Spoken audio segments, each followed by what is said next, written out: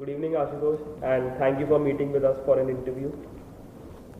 Talking about the seminar first, how valuable do you think this seminar would be for the field of arbitration? And what is your opinion on the quality of the panelists who took part in this seminar?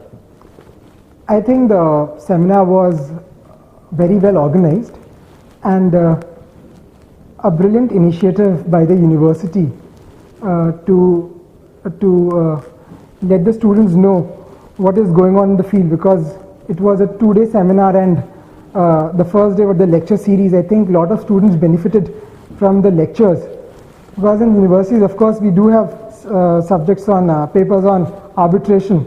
However, what you got in a nutshell from the people, the speakers, I think that was phenomenal, and that gave a practical insight to the participants. A lot of discussion on arbitration today focuses on investment treaty arbitration. Now, talking from an Indian perspective, the first investment treaty arbitral award against India has been delivered. That is the White Industries Award. A lot of commentators have criticized the view, while some of them have also favored it. What are your views on the White Industries Award? So this is probably the first award that we know of that has been delivered against India. The other one being Dabhol, that was being settled. We don't know as of now if there was any case between Dabhol and White Industries which probably got settled. India lost it because it never came into the news. White Industries, we got to know about the case 4 months later after it was delivered. So, and that was only through foreign media that we probably got to know about it, through different sources which were not definitely the government sources.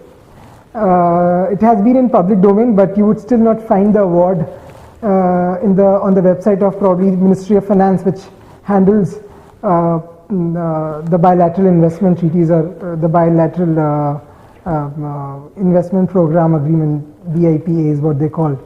So yes, this is to the public knowledge the first case. I think it was just a water testing case. The amount for a sovereign nation is not very big. $4 million is manageable. But now, after that case, you have got scores of cases. If not scores, definitely 12 to 18 cases. Again, I don't know if it's an official record.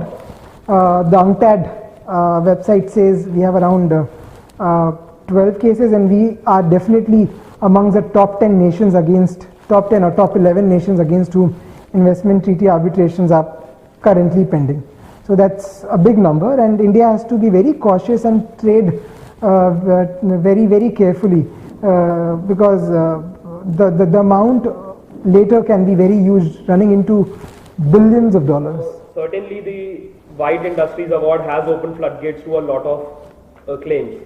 So what should be the correct approach of the government of India now?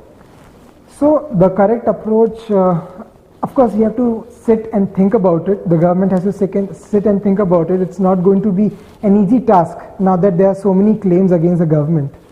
But as it has been in news that the government plans to remove the arbitration clauses from all the bilateral investment treaties, I don't think that's a very good idea, because India has signed around 82 BITs. Out of those 82 BITs, I think around 40 BITs or a little less, little more BITs are with nations where India is capital exporting nation. So the Indian investors need to be secured. Having the arbitration clause removed would put the Indian investors at risk. Where will they go if their investments are expropriated? So there has to be a good dialogue that Indian government needs to undertake with the partner nations, the nations with which it has the treaties. It will be a sensitive and elaborate process that that has to be taken up. That is my view. Another issue which is pertinent to the discussion of investment arbitration is the issue of transparency. And you recently wrote an article on transparency issues, which was published in Indian Express. Can you elucidate on it? Surely. So, in the Indian Express, the article that I wrote along with a friend, Anirudh Vadhva, the article talks about the UNCITRAL transparency rules which have been recently introduced, and to my knowledge, they come into effect from this month, which is April 2014. Sorry, the coming month, April 2014. So, what the rules propose is they want the investment arbitration proceedings to be public, and the arguments, the documents that have been exchanged, at least the broad areas, be made public on a website or on a public forum where the public knows where what is happening. This is because investment arbitration involves getting a case or suing a sovereign nation. If that nation loses, it has to pay the money to the private entity, which comes from the taxpayer's money. So the taxpayer it's very fair on part of the taxpayer to know where the money is being spent on. It's important that such issues being made public.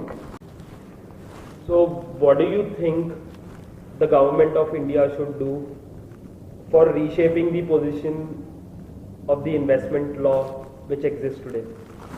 So like as I told you, these things have to be deliberated, discussed at length, and only after that the government of India should take any step. Any hurried measure can be dangerous, can be difficult also, because the trading partners, the trading nations wouldn't want to have the clause removed, if at all they're thinking on those lines.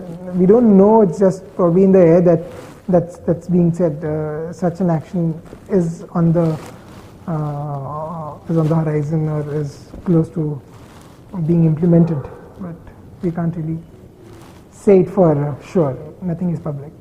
Well, thank you for interacting with us. It was great having you. Thank you.